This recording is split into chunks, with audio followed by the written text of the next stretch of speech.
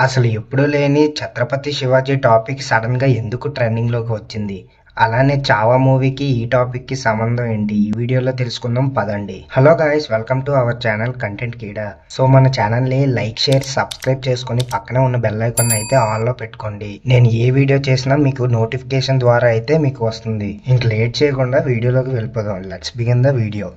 అసలు సడన్‌గా ఇప్పుడెందుకు శివాజీ టాపిక్ ట్రెండింగ్‌లోకి వచ్చిందంటే, శివాజీ సన్ అయిన ఛత్రపతి సంభాజీ మహారాజ్ బయోపిక్‌ని అయితే హిందీలో విక్కీ కౌశల్ మెయిన్ లీడ్‌గా మూవీని కంప్లీట్ చేసి రిలీజ్ చేశారు. ఆ మూవీ అయితే ఇప్పుడు నార్త్‌లో సెన్సేషన్ క్రియేట్ చేస్తుంది. అసలు 50 కోట్ల మార్కెట్ లేని ఈ హీరోకి కూడా ఫస్ట్ వీక్‌లోనే 230 కోట్లు ఈ మూవీ కలెక్ట్ చేసిందంటేనే తెలియాలి ఈ మూవీ అక్కడ ఏ రేంజ్‌లో సెన్సేషన్ క్రియేట్ చేస్తుందో. సంభాజీ మహారాజ్ బయోపిక్ తీస్తేనే ఇలా ఉంది అంటే, వాళ్ళ ఫాదర్ అయినా శివాజీ బయోపిక్ తీస్తే ఇంకా ఏ రేంజ్ లో ఉంటుందో ఒకసారి ఆలోచించండి. అందుకే ఇప్పుడు మన టాలీవుడ్ హీరోస్ లో ఎవరు శివాజీ గారి క్యారెక్టర్ చేస్తే బాగుంటుంది, ఎవరు ఆ క్యారెక్టర్ కి న్యాయం చేయగలరు అనే క్వశ్చన్ రైజ్ అయ్యింది.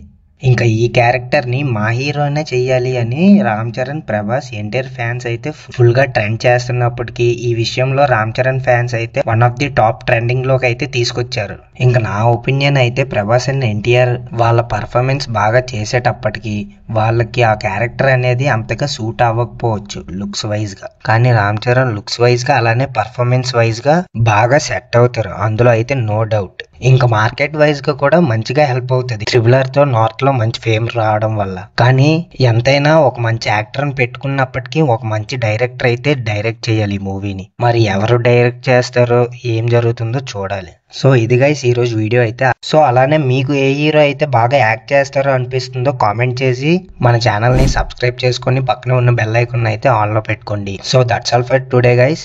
మళ్ళీ ఇంకో వీడియోతో కలుద్దాం. Signing off content Keeda. Thank you.